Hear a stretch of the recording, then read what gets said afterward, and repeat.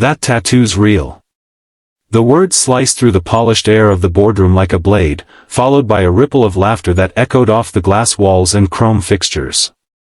40 stories above the city, where reputations were built and destroyed with a signature, a single father stood with his sleeves rolled up and his future hanging by a thread.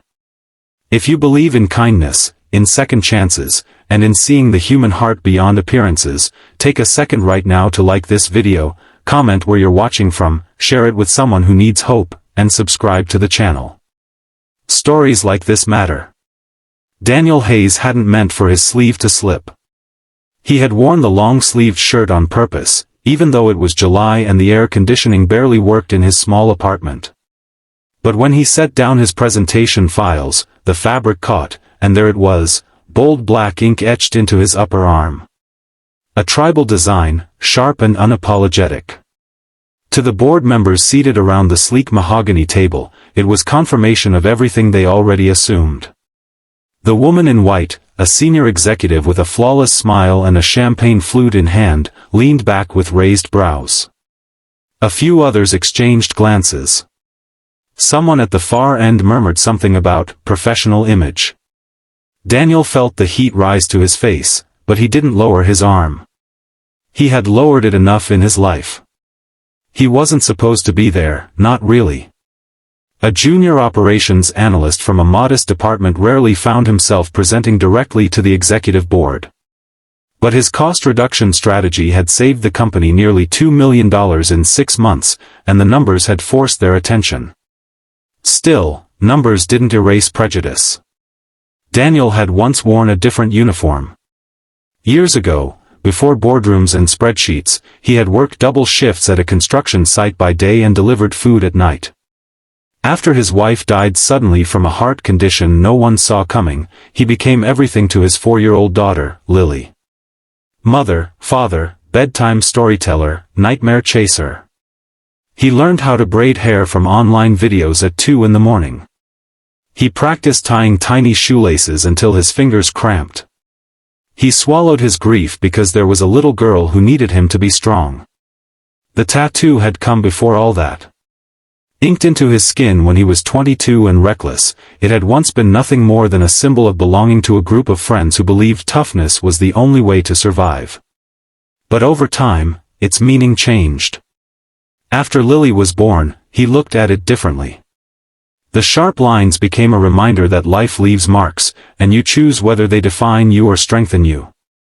Back in the boardroom, the presentation screen behind him still glowed with graphs and projections. He continued speaking, his voice steady despite the laughter that had barely faded. He explained supply chain inefficiencies, restructuring plans, and community-based vendor partnerships that would improve both profit and local employment. He spoke with the quiet confidence of someone who had fought battles far more brutal than corporate politics. But the smirks didn't stop. One board member whispered something about image risk. Another suggested that client-facing leaders should look the part. Daniel knew what they meant. He didn't come from their world of private schools and inherited privilege. His suit was tailored but modest. His shoes were polished but worn at the edges. And his arm told a story they had already judged. Then the door at the end of the room opened. The CEO, who had been delayed at another meeting, stepped in. The room shifted instantly. Conversations died mid-breath. Chairs straightened. Even the woman in white placed her glass down carefully. The CEO's gaze moved from face to face before settling on Daniel. It lingered on the exposed tattoo. A silence thickened, heavy and expectant. Daniel felt it, the familiar tightening in his chest. He had seen that look before on job interviews when managers scanned his resume and then his arm. He had felt it at parent-teacher meetings when other parents subtly pulled their children closer. He had grown used to being underestimated. But this time, something unexpected happened. The CEO walked slowly around the table, stopping directly in front of Daniel. The room seemed to hold its breath. And then, in a gesture no one anticipated, the CEO straightened his posture and raised his hand in a formal salute. It wasn't mocking. It wasn't theatrical. It was deeply respectful. Confusion flickered across the faces around the table. The CEO finally spoke, his voice calm but resonant. He told them about a charity event months earlier where he had volunteered anonymously at a children's hospital. He described seeing a man sitting on a plastic chair beside a hospital bed, still in a paint-stained uniform, holding a little girl's hand while reading from a worn-out fairy tale book. He remembered the same tribal tattoo visible as the man reached to adjust the blanket. That little girl had been Lily. The CEO had watched Daniel gently feed her soup, wipe her mouth, and kiss her forehead as machines beeped softly in the background. He had overheard Daniel reassuring her that everything would be okay, even though his own eyes were red from exhaustion. He had later learned that Daniel had taken unpaid leave to stay by her side during a severe asthma attack. "That tattoo's real," the CEO said quietly, glancing at the board. "And so is the man wearing it." He went on to explain that he had personally reviewed Daniel's work after recognizing him. The saving strategy wasn't just numbers, it was built from years of understanding struggle.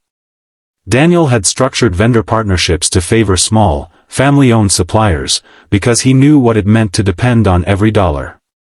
He had negotiated contracts that protected entry-level workers from sudden layoffs, because he had once been one of them.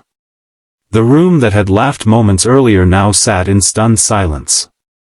Daniel felt something unfamiliar rising in his chest, not anger, not pride, but relief. For years, he had fought quietly. He had studied after putting Lily to bed, earning certifications online with borrowed textbooks. He had climbed the corporate ladder step by painful step, ignoring whispers about his background. He had told Lily every night that being kind mattered more than being impressive. Now, in the most unexpected place, kindness had come back to him. The CEO turned to the board and made a recommendation that would change everything. Daniel Hayes would lead the new community investment division, overseeing projects that balanced profit with purpose. It wasn't charity, it was strategy. A company rooted in real communities would stand stronger in any economy. The woman in white lowered her gaze. The smirks had vanished. Daniel didn't smile widely or pump his fist. He simply nodded, his eyes shining. Later that evening, he would pick up Lily from her after-school program and tell her that sometimes, people see the wrong things first. But if you keep showing them your heart, eventually they see the right ones. Before this story ends, I want to ask you something special. Comment the word respect if you believe no one should be judged by their appearance. That day in the boardroom became more than a promotion. It became a turning point. The executives who once dismissed him began seeking his perspective. The company's culture slowly shifted, embracing stories over stereotypes. And Daniel kept his sleeves rolled up, not in defiance, but in honesty. Because the tattoo was real. The struggle was real. The love for his daughter was real. And in the end, that was what commanded the salute.